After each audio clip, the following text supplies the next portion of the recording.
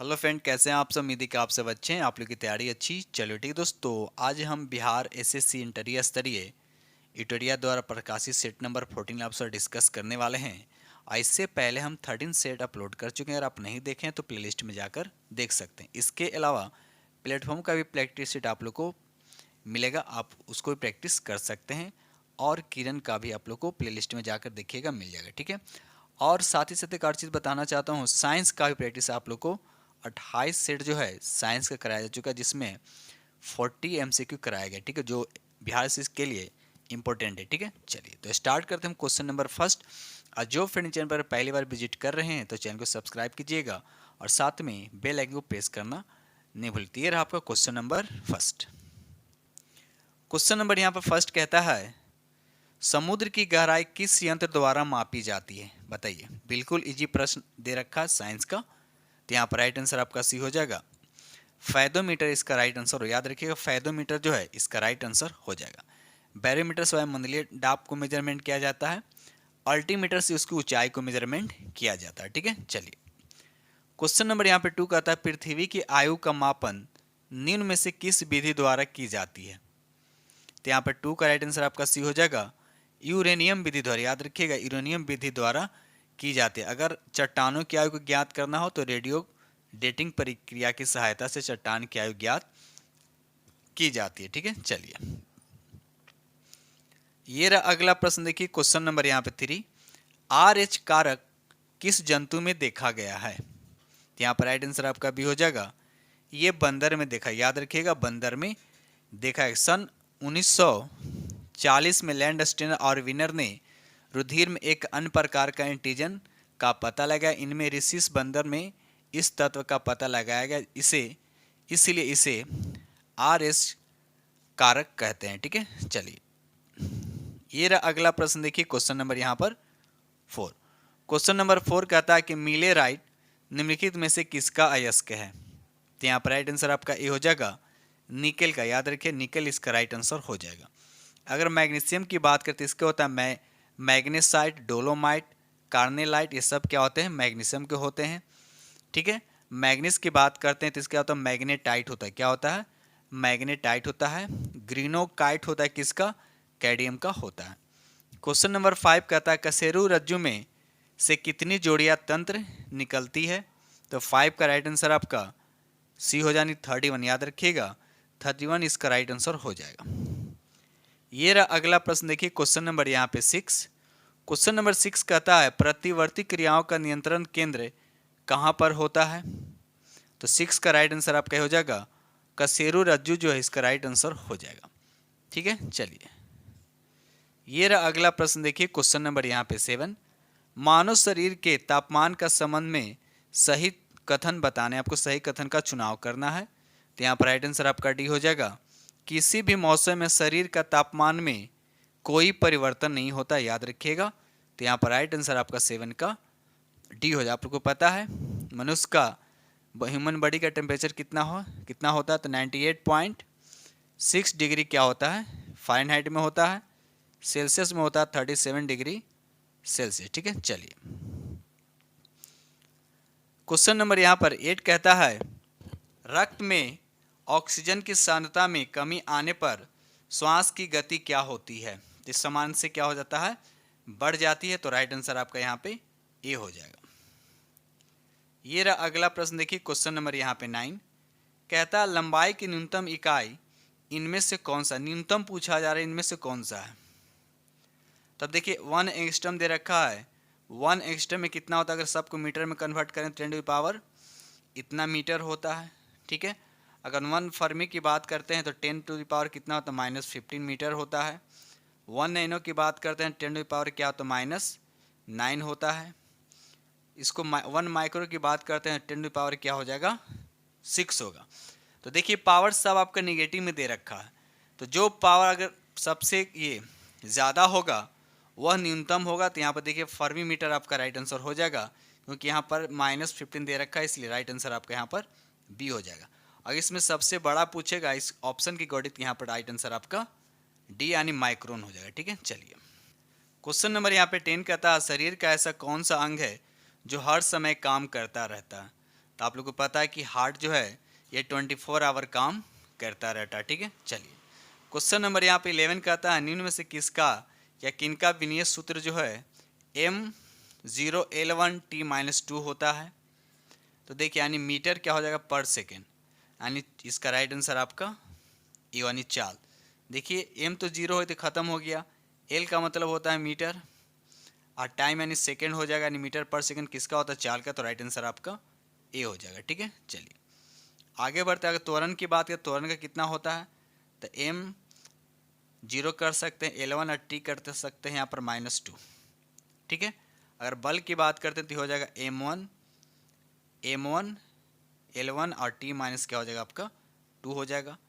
संयोग की अगर बात करते हैं संयोग का क्या हो जाएगा m1 L1 और T1 हो जाएगा। ठीक है, तो सबका डायमेंशन फार्मूला याद रखिएगा। चलिए क्वेश्चन नंबर यहाँ पे 12 कहता है श्वसन के दौरान वायु के गमन का सही क्रम क्या है, बताइए इसका राइट आंसर। तो यहाँ पर 12 का राइट आंसर आपका बी हो जाएगा, नासा मार्ग हो जाएगा, ट्रेकिया हो जाएगा, ब्रोकाई हो जाएगा, ब्रोकियोल्स हो जाएगा, तो राइट आंसर आपका यहाँ पे बी हो जाएगा। ठीक है, चलिए आगे बढ़ते हम लोग अगले प्रश्न की तरफ। ये रहा क्वेश्चन नंबर आपका 13, कहता निर्वात में गमन करने वाले तरंग, आपको बताना है कि जो निर्वात में गमन करते हैं वो क्या होते हैं। तो इसका राइट आंसर आपका सी हो जाएगा, विद्युत चुम्बकीय होते हैं, याद रखिएगा विद्युत चुम्बकीय तरंग जो होते हैं वो निर्वात में भी गमन करते हैं। ठीक है, आई बस समझ में। चलिए आगे बढ़ते हैं हम लोग अगले प्रश्न की तरफ।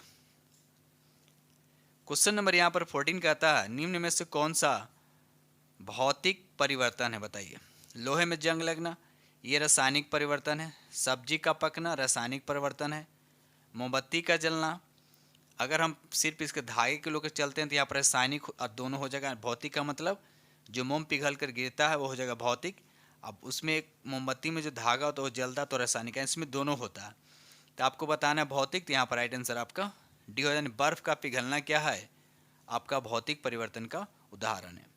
ठीक है, चलिए दोस्त वीडियो पसंद आ रहा तो प्लीज़ लाइक कीजिएगा और अपने दोस्तों में शेयर जरूर कीजिएगा। जो फ्रेंड चैनल पर पहली बार विजिट कर रहे हैं तो चैनल को सब्सक्राइब जरूर कर लीजिएगा। ठीक है, चलिए क्वेश्चन नंबर यहाँ 15 कहता है निम्नलिखित में से किस एक के लिए केशिकत्व एकमात्र कारण नहीं है।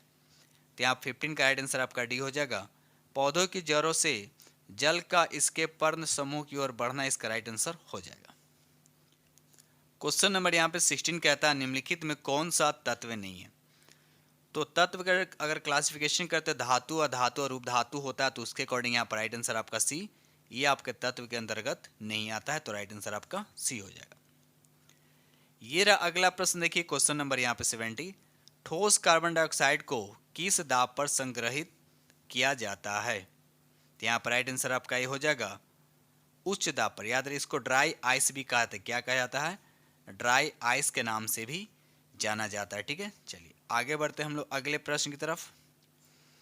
ये रहा अगला प्रश्न, देखिए क्वेश्चन नंबर यहाँ पे 18, कृषि में प्रयुक्त यूरिया में नाइट्रोजन की मात्रा निम्नलिखित में से कितना पर। देखिए हमेशा एग्जाम में क्वेश्चन पूछा जाता है यूरिया का फॉर्मूला क्या होता है NH2CO होता है। ठीक है, इसमें नाइट्रोजन का परसेंटेज कितना होता है तो 46% होता है। ठीक है, तो यहाँ पर राइट आंसर आपका सी हो जाएगा। ठीक है, चलिए आगे बढ़ते हैं हम लोग। क्वेश्चन नंबर यहाँ पे 19 कहता है निम्नलिखित में कौन सा एक वायु प्रदूषण का जैव सूचक है, बताइए। वायु प्रदूषण की बात किया जा रहा है तो यहाँ पर 19 का राइट आंसर आपका सी हो जाएगा, लाइकेन इसका राइट आंसर हो। याद रखिएगा लाइकेन जो है एक जैव वायु प्रदूषक का सूचक है, और लाइकेन जो है ये कवक और शैवाल के मिलने से क्या होता है बनता है। कभी कभी याद रखिए पूछ देता है कि लाइकेन जो किससे बना है, तो ये कवक प्लस क्या शैवाल, तो याद रखिएगा। चलिए ये रहा अगला प्रश्न, देखिए क्वेश्चन नंबर यहाँ पे 20, दंत लवण लवक निम्नलिखित में से कैल्शियम के किस यौगिक से बनता है। तो याद रखिए कैल्शियम फॉस्फेट हो जाएगा, तो कैल्शियम फॉस्फेट किस ऑप्शन में है, तो यहाँ पे डी आपका राइट आंसर हो जाएगा। ठीक है, चलिए ये रहा अगला प्रश्न, देखिए क्वेश्चन नंबर यहाँ पे 21, वाष्पीकरण के कारण शीतलता कैसे होती है।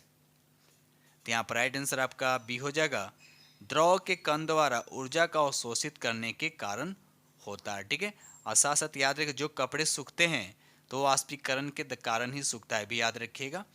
ठीक है, चलिए ये रहा अगला प्रश्न। देखिए क्वेश्चन नंबर यहाँ पे 22। किस वैज्ञानिक ने द्रवों की विभाजता का सिद्धांत सर्वप्रथम प्रस्तुत किया? तो 22 का राइट आंसर आपका ये हो जाएगा जॉन डाल्टन जो है इसका राइट आंसर, याद रखिएगा जॉन डाल्टन जो है इसका राइट आंसर हो जाएगा। ठीक है, चलिए ये रहा अगला प्रश्न। देखिए क्वेश्चन नंबर यहाँ पे 23। निकट दृष्टि दोष में किस लेंस का उपयोग किया जाता है? तो याद रखिएगा निकट दृष्टि दोष में अवतल लेंस का उपयोग किया जाता है। अगर वही दीर्घ दृष्टि दोष होता तो वहां पर उत्तल लेंस का उपयोग किया जाता है। ठीक है, और निकट दृष्टि को मायोपिया भी कहा जाता है और दूर दृष्टि को हाइपरमेट्रोपिया भी कहा जाता है। ये रहा क्वेश्चन नंबर आपका 24। मैग्नीशियम क्लोराइड का रासायनिक सूत्र क्या? बिल्कुल इजी प्रश्न है, MgCl2 होता है।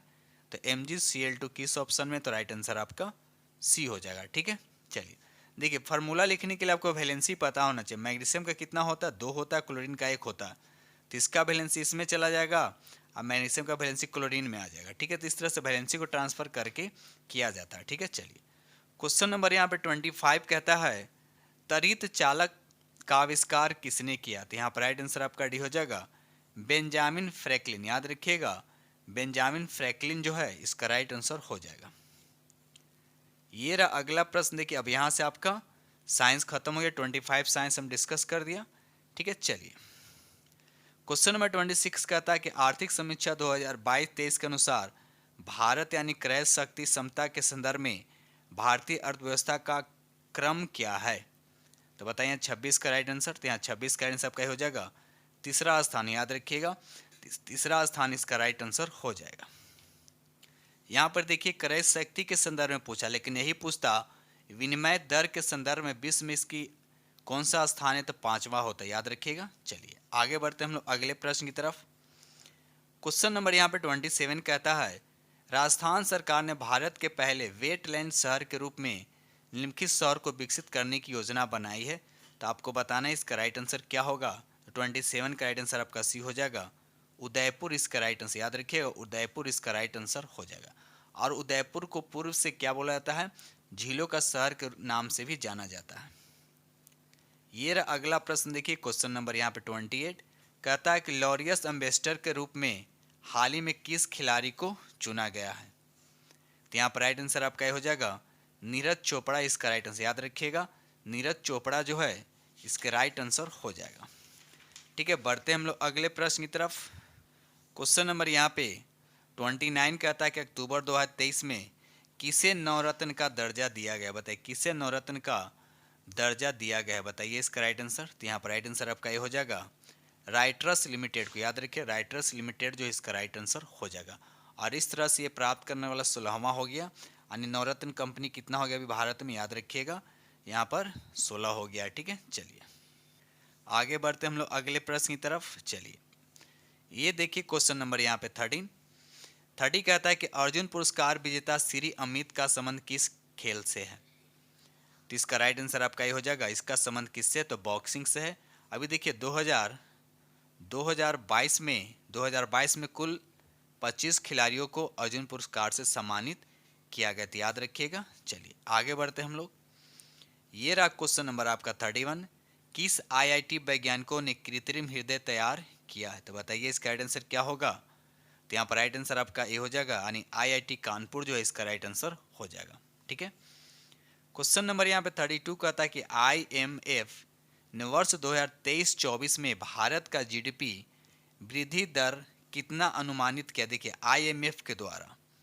तो यहाँ पर राइट आंसर आपका बी हो जाएगा 5.9। याद रखिए 5.9 इसका राइट आंसर हो जाएगा। अगर संयुक्त राष्ट्र संघ के द्वारा अगर बात करते हैं तो भारत का GDP दर कितना अनुमानित है?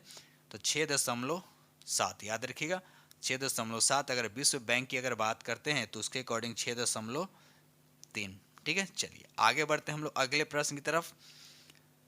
चलिए अगला प्रश्न देखिए क्वेश्चन नंबर यहाँ पे 33 आरोग्य मंत्री मैत्री योजना का शुभारंभ केंद्र सरकार द्वारा कब किया गया? तो यहाँ पर 33 का राइट आंसर आपका ये हो जाएगा 13 जनवरी 2023। याद रखिए 13 जनवरी 2023 को किया गया। ये रहा अगला प्रश्न देखिए क्वेश्चन नंबर यहाँ पे 34 प्लास्टिक उत्पाद बैग पर प्रतिबंध लगाने वाला विश्व का पहला देश कौन है? तो यहाँ पर 34 का राइट आंसर आपका ये हो जाएगा, आपका बी हो जाएगा, यानी न्यूजीलैंड इसका राइट, याद रखिएगा न्यूजीलैंड इसका राइट आंसर हो जाएगा। क्वेश्चन नंबर यहाँ पे 35 कहता है रेलवे सुरक्षा बल का नया महानिदेशक किसे बनाया गया है? तो यहाँ पर 35 का राइट आंसर आपका ये हो जाएगा, मनोज यादव इसका राइट आंसर हो जाएगा। याद रखिएगा मनोज यादव जो है इसका राइट आंसर हो जाएगा। ठीक है, चलिए आगे बढ़ते हम लोग। ये देखिए अगला प्रश्न देखिए, क्वेश्चन नंबर यहाँ पे 36 कहता है कि एक पंचायत एक खेल मैदान योजना की शुरुआत किस राज्य द्वारा किया गया है? तो यहाँ पर राइट आंसर आपका ये हो जाएगा, केरल सरकार, याद है केरल के द्वारा किया गया है। ठीक है, चलिए आगे बढ़ते हम लोग। क्वेश्चन नंबर यहाँ पे 37 कहता है कि पुस्तक दे रखा स्मॉग एंड एसेज के लेखक कौन है? तो बताइए इसका राइट आंसर क्या हो जाएगा? तो यहाँ पर 37 का राइट आंसर आपका हो जाएगा अमिताभ घोष। याद रखिए अमिताभ घोष जो है इसके राइट आंसर हो जाएगा। ठीक है दोस्त, चलिए वीडियो पसंद है प्लीज़ लाइक कीजिएगा, और जो फ्रेंड चैनल पर पहली बार विजिट करें चैनल को सब्सक्राइब कीजिएगा, और साथ में बेल आइकन को प्रेस करना नहीं भूलिएगा। ठीक है, चलिए क्वेश्चन नंबर यहाँ पे 38 कहता है विश्व महासागर दिवस प्रतिवर्ष कब मनाया जाता है? तो 38 का राइट आंसर आपका ये हो जाएगा 8 जून को। याद रखिएगा 8 जून को मनाया जाता है। ठीक है, चलिए क्वेश्चन नंबर यहाँ पे 39 कहता है कि 80वां गोल्डन ग्लोबल पुरस्कार 2023 में किसे सर्वश्रेष्ठ फिल्म का खिताब मिला है?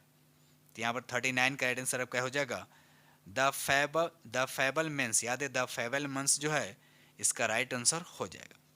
आगे बढ़ते हम लोग अगले प्रश्न की तरफ। क्वेश्चन नंबर यहाँ पर 40 कहता है राष्ट्रीय बाल विकास कांग्रेस का आयोजन 2023 में कहाँ किया गया है? तो 40 का राइट आंसर आपका हो जाएगा अहमदाबाद में किया गया। याद रखिएगा अहमदाबाद में किया गया। इस आयोजन का मुख्य उद्देश्य है कि 10 से 17 वर्ष के आयु वर्गों के बच्चों को उनके वैज्ञानिक स्वभाव और ज्ञान का उपयोग करने के लिए अवसर प्रदान करना। ठीक है, चलिए ये रहा अगला प्रश्न। देखिए यहाँ पर आपको मिलान करने हैं। अंतरिम सरकार में मंत्री और उसके विभाग के सही मिलान करना। ठीक है, तब देखिए यहाँ पर दे रखा सरदार पटेल यानी सरदार वल्लभ भाई पटेल क्या थे? तो गृह विभाग थे इनके पास, यानी ए का हो जाएगा 2, ए का हो जाएगा आपका 2। डॉक्टर राजेंद्र प्रसाद की अगर बात करते हैं तो उनके पास खाद्य और कृषि विभाग था, यानी हो जाएगा आपका बी का हो जाएगा आपका 1 हो जाएगा। और सी के बाद जगजीवन राम की बात करते हैं उनके पास श्रम विभाग था, यानी सी का हो जाएगा आपका 4। और डी का हो जाएगा आपका 3, यानी लियाकत अली खान का हो जाएगा आपका वित्त मंत्री। तो 2143 2143 आप देखिएगा तो ऑप्शन यहाँ पे सी पे जा रहा है, 2143 जो इसका राइट आंसर हो जाएगा। ठीक है, चलिए आगे बढ़ते हैं हम लोग। क्वेश्चन नंबर यहाँ पर 42 कहता है किस अनुच्छेद के तहत संसद को संविधान में संशोधन करने की शक्ति प्रदान की गई है? तो याद रखिए इसका राइट आंसर आपका सी हो जाएगा अनुच्छेद 368। और भाग अगर आपसे पूछे तो भाग किस में? तो भाग हो जाएगा आपका 20। कमेंट सेक्शन में बताइए कि ये संविधान संशोधन जो है किस देश से लिया गया है। ठीक है, चलिए ये रहा अगला प्रश्न। देखिए क्वेश्चन नंबर यहाँ 43 राष्ट्रीय आपातकाल की घोषणा जारी होने के कितने माह के भीतर संसद के दोनों सदन का अनुमोदित होना आवश्यक है? तो यहाँ 43 का राइट आंसर आपका हो जाएगा 1 माह के अंदर। याद रखिएगा राइट आंसर आपका ए हो जाएगा। ये देखिए क्वेश्चन नंबर यहाँ पर 44 कहता है निम्नलिखित में से किसकी नियुक्ति जो है राष्ट्रपति द्वारा नहीं की जाती है? बताइए। तो यहाँ पर देखिए प्रधानमंत्री की नियुक्ति की जाती है, संघीय शासित प्रदेश के मुख्यमंत्री को भी किया जाता है, महान्यायवादी को भी किया जाता है, लेकिन कैबिनेट सचिव को याद रखिएगा कैबिनेट सचिव को नहीं किया जाता है। ठीक है, चलिए आगे बढ़ते हम लोग अगले प्रश्न की तरफ। ये रहा अगला प्रश्न। देखिए क्वेश्चन नंबर यहाँ पर 45 भारतीय संसद निम्नलिखित में से किससे मिलकर बनती है? भारतीय संसद जो है निम्नलिखित में से किससे मिलकर बनती है? तो लोकसभा, राज्यसभा और राष्ट्रपति। तो राइट आंसर आपका यहाँ पे डी हो जाएगा, लोकसभा, राज्यसभा और राष्ट्रपति तीनों मिलकर क्या होता है? भारतीय संसद का निर्माण करती है। ठीक है, चलिए आगे बढ़ते हम लोग अगले प्रश्न की तरफ। दोस्त वीडियो पसंद आ रहा तो प्लीज़ लाइक जरूर कीजिएगा, और जो फ्रेंड चैनल पर पहली बार विजिट कर रहे हैं तो चैनल को सब्सक्राइब जरूर कीजिएगा। ठीक है, चलिए ये रहा क्वेश्चन नंबर आपका 46 कहता उच्च न्यायालय के संदर्भ में निम्नलिखित में से कौन सा कथन सही है, बताइए। तो यहाँ 46 का राइट आंसर आपका यहाँ पर सी हो जाएगा, यानी सी हो जाएगा। उच्च न्यायालय के न्यायिक पूर्ण विलोकन की शक्ति राज्य विधान व मंडल व केंद्र सरकार दोनों के अधिनियमों और कार्यकारी आदेशों की संवैधानिकता के परीक्षण के लिए तो राइट आंसर आपका यहाँ पे सी हो जाएगा। ये रहा अगला प्रश्न, देखिए क्वेश्चन नंबर यहाँ पे 47। राष्ट्रीय विकास परिषद के अध्यक्ष निम्न में कौन होते हैं? तो राष्ट्रीय विकास परिषद की बात किया तो इसका अध्यक्ष कौन होता है? तो प्रधानमंत्री होते हैं। अगर आपसे पूछे कि स्थापना कब हुआ था तो 6 अगस्त 1952, याद रखिएगा 6 अगस्त 1952 इसका राइट आंसर हो जाएगा। क्वेश्चन नंबर यहाँ 48 कहता है कि प्रथम संविधान संशोधन अधिनियम निम्न में से किस विषय पर किया गया था? तो यहाँ 48 का राइट आंसर आपका सी हो जाएगा, भूमि सुधार। याद रखिए भूमि सुधार, ये प्रथम संविधान संशोधन जो कब हुआ था तो 1951 में, याद रखिएगा। और साथ साथ ये भी याद रखिएगा प्रथम संविधान संशोधन में ही 9वीं अनुसूची को भी जोड़ा गया था, ठीक है, भी याद रखिएगा। चलिए क्वेश्चन नंबर यहाँ 49 कहता है किस संविधान संशोधन द्वारा शिक्षा, वन, वन्य जीव एवं पक्षी का संरक्षण विषय को राज्य सूची से समवर्तित सूची में स्थानांतरण किया गया? तो याद रखिएगा 42वां संविधान संशोधन, ठीक है, 42वां संविधान संशोधन, ठीक है। तो यहाँ पर राइट आंसर आपका भी हो जाएगा। 42वां संविधान संशोधन के द्वारा ही मूल कर्तव्य को जोड़ा गया। अनुच्छेद कितना में? 51 का क, याद रखिएगा। और भाग पूछेगा तो भाग हो जाएगा 4 का क हो जाएगा। और इसी में 10 मूल कर्तव्य को भी जोड़ा गया, याद रखिएगा, ठीक है। आई बात समझ में। और ये कब हुआ था तो 1976 में, 1976 में भी याद रखिएगा कब संशोधन हुआ था ये 42वां, तो 1976 में, ठीक है। चलिए आगे बढ़ते हम लोग। चलिए रहा क्वेश्चन नंबर आपका 50। ये भी बहुत अच्छा क्वेश्चन है, बताइए इसका राइट आंसर क्या होगा।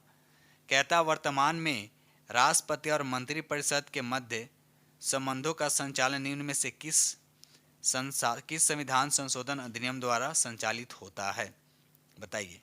तो यहाँ पर राइट आंसर 50 का राइट आंसर आपका डी हो जाएगा, 44वां संविधान संशोधन। याद रखिए जनरली लोग क्या याद रखता है, संपत्ति का अधिकार को किस संविधान संशोधन द्वारा हटाया गया, तो 44वां तो हटाया गया है, इसके अलावा और भी हैं जो आप लोग को याद रखना है। और 44वां संविधान संशोधन कब हुआ था तो 1978 में, ठीक है। तो संपत्ति के अधिकार तो हो भी गए, इसके अलावा भी आप लोग को याद रखने हैं, ठीक है। चलिए आगे बढ़ते हैं हम लोग। क्वेश्चन नंबर यहाँ पर 51 कहता है कृष्ण छिद्र सिद्धांत के प्रतिपादक थे, तो कौन थे, बताइए इसका राइट आंसर। तो यहाँ पर राइट आंसर आपका हो जाएगा एस चंद्रशेखर जो है इसका राइट आंसर, याद रखिएगा एस चंद्रशेखर जो इसका राइट आंसर हो जाएगा। क्वेश्चन नंबर यहाँ पे 52 कहता है कि यूरोप में पिरेनीस पर्वत श्रृंखला किन दो देशों को अलग करती है? तो यहाँ पर राइट आंसर आपका ऑप्शन के यहाँ पर ये हो जाएगा स्पेन और फ्रांस। याद रखिएगा स्पेन और फ्रांस जो है इसका राइट आंसर हो जाएगा, ठीक है। चलिए आगे बढ़ते हैं हम लोग। ये अगला प्रश्न देखिए क्वेश्चन नंबर यहाँ पे 53 कहता निम्नलिखित में कौन भारत का पहला स्वदेशी प्रयास से बना परमाणु विद्युत केंद्र है? तो यहाँ पर 53 का राइट आंसर आपका डी हो जाएगा कलपक्कम परमाणु विद्युत केंद्र इसका राइट आंसर हो जाएगा, ठीक है। चलिए और ये कहाँ है तो याद रखिए तमिलनाडु में। कहाँ है ये? तमिलनाडु में स्थित है। क्वेश्चन नंबर यहाँ पर 54 कहता है निम्नलिखित पर्वतीय दर्रों का सही पश्चिम से पूर्व क्रम में आपको पहचान करने हैं, तो बताइए। यहाँ पर पश्चिम से पूर्व लिखा हुआ, पश्चिम से पूर्व, तो बताइए यहाँ पहले कौन होगा। तो सबसे पहले देखिए शिव किला जो दर्रा है आपको बताना ये कहाँ थी, हिमाचल प्रदेश में। कहाँ है ये? हिमाचल प्रदेश में है, ठीक है।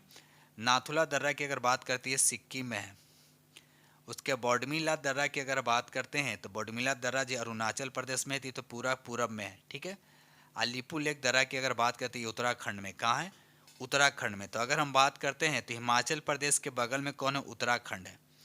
तो एक के बाद यानी 1 के बाद क्या आएगा आपका? 4 आएगा। तो 1 के बाद 4 यहाँ पर सी ऑप्शन पे जा रहा है। तो 1 के बाद 4, उसके बाद 2 नाथुला दर्रा सिक्किम और लास्ट में हो जाएगा यहाँ पे 3 हो जाएगा जो अरुणाचल प्रदेश में है बॉमडीला दर्रा। तो राइट आंसर आपका यहाँ पे सी हो जाएगा। ये रहा अगला प्रश्न देखिए क्वेश्चन नंबर यहाँ पर 55 कहता है एन्नौर बंदरगाह कहाँ स्थित है? तो इसका राइट आंसर आपका बी हो जाएगा ये तमिलनाडु में। कहाँ है? ये तमिलनाडु में है, ठीक है। चलिए आगे बढ़ते हैं हम लोग। चलिए अगला प्रश्न देखिए, यहाँ पर क्वेश्चन नंबर यहाँ पर 56। देखिए यहाँ पर वनस्पति का प्रकार दे रखा, उसके बाद क्षेत्र दे रखा। तो पहला कहता माकची। माकची कहाँ होता है? भूमध्य सागरीय के तटीय क्षेत्र में होता है। ए का 2 हो जाएगा। फिम्बस की अगर बात करते हैं, फिम्बस जो दक्षिणी अफ्रीका में है, तो दक्षिणी अफ्रीका यानी बी का हो जाएगा आपका 3, याद रखिएगा।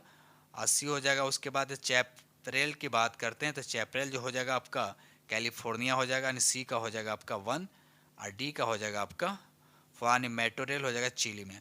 तो ऑप्शन 2, 3, 1, 4 देखते हैं। 2, 3, 1, 4 किस ऑप्शन में है? तो 2, 3, 1 यानी पहले ऑप्शन आपका दिख रहा है यहाँ पे। राइट आंसर आपका ए हो जाएगा। आगे बढ़ते हम लोग अगले प्रश्न की तरफ। क्वेश्चन नंबर यहाँ पर 57 कहता है वातावरण के जैविक एवं अजैविक घटकों के अंत क्रिया से विकसित तंत्र को क्या कहते हैं? तो यहाँ पर 57 का राइट आंसर आपका सी हो जाएगा। पारिस्थितिकी तंत्र इसका राइट आंसर हो जाएगा। ठीक है, चलिए आगे। अब देखिए पारिस्थितिकी तंत्र हो गया। अब पारिस्थितिकी तंत्र का जो शब्द है ये किसने सबसे पहले दिया था? टेंसले ने, याद रखिए टेंसले ने। और कब? तो 1935 में भी याद रखिएगा। चलिए आगे बढ़ते हम लोग। क्वेश्चन नंबर यहाँ पे 58 कहता है कि मौसम आधारित फसल बीमा योजना सर्वप्रथम लागू की गई थी। तो आपको बताना है किस राज्य में लागू किया गया था। तो यहाँ पर राइट आंसर आपका बी हो जाएगा, कर्नाटक इसका राइट आंसर हो जाएगा। याद रखिए कर्नाटक इसका राइट आंसर हो जाएगा। क्वेश्चन नंबर 59 कहता है कृषि मूल्य आयोग की स्थापना की गई थी। आपको बताना है कब की गई थी? तो 1965 में। ठीक है, 1965 में इसकी स्थापना की गई थी। ठीक है, चलिए ये रहा अगला प्रश्न। देखिए क्वेश्चन नंबर यहाँ पे 60 कहता है मौद्रिक नीति क्या है? मौद्रिक नीति है तो क्या है? तो यहाँ पर राइट आंसर आपका बी हो जाएगा, राजकोषीय नीति का क्या एक तरह का पूरक होता है। तो यहाँ पर राइट आंसर आपका बी हो जाएगा। ये देखिए अगला प्रश्न देखिए क्वेश्चन नंबर यहाँ पे 61 निम्नलिखित में कौन सा एक वित्तीय समावेशन की प्रक्रिया की सफलता में बाधक है? तो यहाँ पर 61 का राइट आंसर आपका निम्न आय भी हो जाएगा, निरस्ता भी हो जाएगा, बैंक शाखाओं का अभाव भी हो जाएगा। तो यहाँ पर राइट आंसर आपका क्या हो जाएगा? डी हो जाएगा। ठीक है, चलिए आगे बढ़ते हम लोग। ये रहा अगला प्रश्न देखिए क्वेश्चन नंबर यहाँ पे 62 भारत में मुद्रास्फीति के संदर्भ में निम्नलिखित कथनों में से कौन सा सही? आपको बताना कौन सा सही है। तो यहाँ पर 62 का राइट आंसर आपका सी हो जाएगा, घटा हुआ मूल्य परिचलन, इसको बोलते हैं मनी सर्कुलेशन भी कहते हैं। उसके बाद मुद्रास्फीति के नियंत्रण में सहायता करता है। तो राइट आंसर आपका सी हो जाएगा। ये रहा अगला प्रश्न देखिए क्वेश्चन नंबर यहाँ पे 63 कहता है भारत में मुद्रा गुणन को परिभाषित किया जाता है। तो बताने इसको किस तरह से परिभाषित किया जाता है। तो यहाँ पर राइट आंसर आपका बी हो जाएगा, बृहत मुद्रा अपॉन क्या बट्टे क्या हो जाएगा? आरक्षित मुद्रा। तो इसका राइट आंसर आपका बी हो जाएगा। ये रहा अगला प्रश्न देखिए क्वेश्चन नंबर यहाँ पे 64 कहता है 11वीं पंचवर्षीय योजना में निरूपित समावेशी विकास निम्नलिखित में से किस एक को सम्मिलित नहीं करता है? किसको सम्मिलित नहीं करता है? तो यहाँ पर राइट आंसर आपका सी हो जाएगा, पूंजी बाजार का सशक्तिकरण जो है करना, ये इसका राइट आंसर हो जाएगा। ठीक है, चलिए आगे बढ़ते हम लोग। क्वेश्चन नंबर यहाँ पे 65 कहता है मार्च 1931 में भगत सिंह राजगुरु सुखदेव की फांसी के विरोध में आरा में किसके नेतृत्व में विशाल जनसभा का आयोजन किया गया था? तो बताइए यहाँ पर राइट आंसर क्या होगा?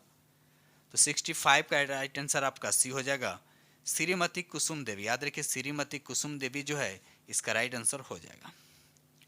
चलिए अगला प्रश्न देखिए क्वेश्चन नंबर यहाँ पर 66 कहता है निम्नलिखित में से किस समिति का गठन देशी रियासतों के लिए किया गया था?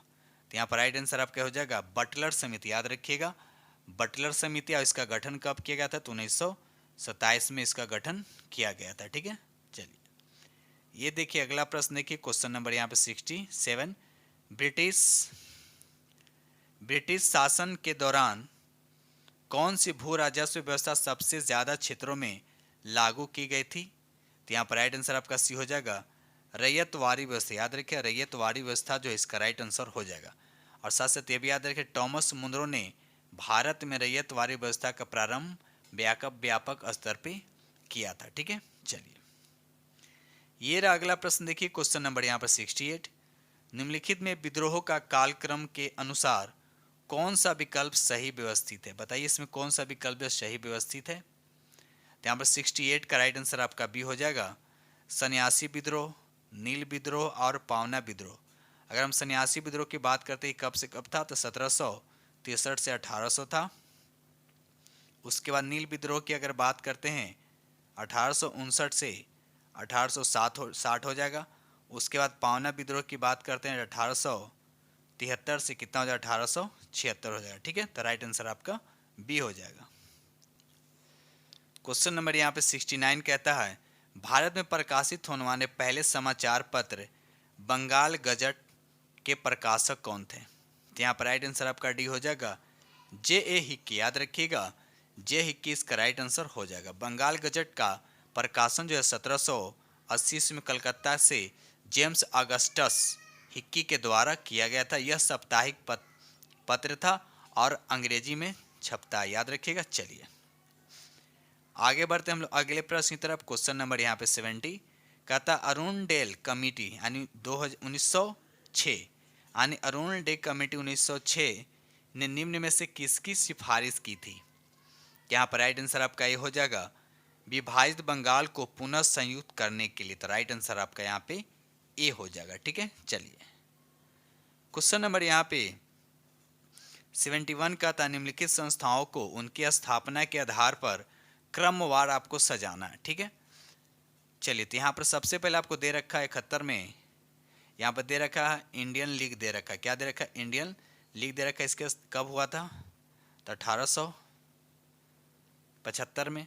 बॉम्बे एसोसिएशन की बात करें तो 1800 कितना हो जाएगा, 52 हो जाएगा। मद्रास महाजन की अगर बात करते हैं 1884 हो जाएगा। ठीक है, उसके बाद इंडियन एसोसिएशन की अगर बात करते हैं तो इंडियन एसोसिएशन हो जाएगा 1876 हो जाएगा। तो देखिए सबसे पहले कौन होगा, तो 1852 सबसे पहले वाली 3 पहले होगा। तो 3 यहाँ पर 2 ऑप्शन है तो ये दोनों नहीं होगा। ठीक है, 3 के बाद आएगा आपका 52 के बाद आ जाएगा आपका यानी 3 के बाद 1 आएगा, तो राइट आंसर आपका बी हो जाएगा। बाकी आप लोग मिला लीजिएगा। ठीक है, चलिए आगे बढ़ते हम लोग। क्वेश्चन नंबर यहाँ पे 72 कहता है निम्न में से किस शासक ने गुलरुखी नाम से कविताओं का रचना की है? बताइए। यहाँ पर 72 का राइट आंसर आपका ये हो जाएगा सिकंदर लोदी। याद रखिएगा, सिकंदर लोदी जो है इसका राइट आंसर हो जाएगा। एक क्वेश्चन इससे और बनता है, आगरा शहर की स्थापना किसने किया था? तो याद रखिए सिकंदर लोदी। ठीक है, चलिए आगे बढ़ते हम लोग अगले प्रश्न की तरफ। क्वेश्चन नंबर यहाँ पे 73 कहता है निम्न में कौन सा युग में सुमेलित नहीं? आपको बताना है कौन सा यहाँ पे सुमेलित नहीं है। मोहनजोदड़ो जो है ये सिंधु नदी के किनारे बसा है, भी सही है। ठीक है, उसके बाद अगर हम बात करते हैं कालीबंगा की बात करते हैं तो ये घंगर नदी के किनारे भी सही, बस सही है। उसके बाद यहाँ पर देखिए रोपड़ दे रखा, क्या दे रखा? रोपड़। रोपड़ जो है चेनाब नदी पर नहीं है, याद रखिए। रोपड़ जो है चेनाब नदी पर नहीं बल्कि सतलज नदी पर, याद रखिएगा सतलज नदी पे। बाकी अगर कोटदीजी की अगर बात करते हैं तो भी आपका सिंधु नदी के किनारे ही बसा है। तो यहाँ पर आपको गलत पूछा तो यहाँ पर राइट आंसर आपका सी हो जाएगा। ठीक है, कमेंट सेक्शन से बताइए। होता है लोथल, क्या होता है? लोथल। बताइए किस नदी के किनारे बसा है और ये किस राज्य में? ठीक है, चलिए आगे बढ़ते हम लोग अगले प्रश्न की तरफ। क्वेश्चन नंबर यहाँ पे 74 कहता है चंद्रवार का युद्ध किस किस के बीच लड़ा गया था? यानी किन के बीच चंद्रवार का युद्ध हुआ था? तो मोहम्मद गोरी और जयचंद्र के बीच हुआ था। मोहम्मद गोरी और जयचंद्र के बीच हुआ था। तो किस ऑप्शन में दे रखा है? तो यहाँ पर देखिएगा तो राइट आंसर आपका डी हो जाएगा, मोहम्मद गोरी और जयचंद्र। कब हुआ था? 1194। और तराइन का युद्ध भी याद है कि तराइन का प्रथम युद्ध कब हुआ था? 1191 में मोहम्मद गोरी और पृथ्वीराज तृतीय के बीच हुआ था, जिसमें पृथ्वीराज तृतीय का क्या हुआ था? विजय हुआ था।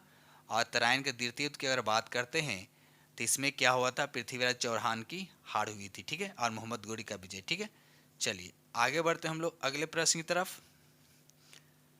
क्वेश्चन नंबर यहाँ पे 75 कहता है निम्नलिखित चीनी बौद्ध यात्रियों में सबसे बाद में भारत यात्रा किसने किया? सबसे बाद में भारत यात्रा किसने किया था?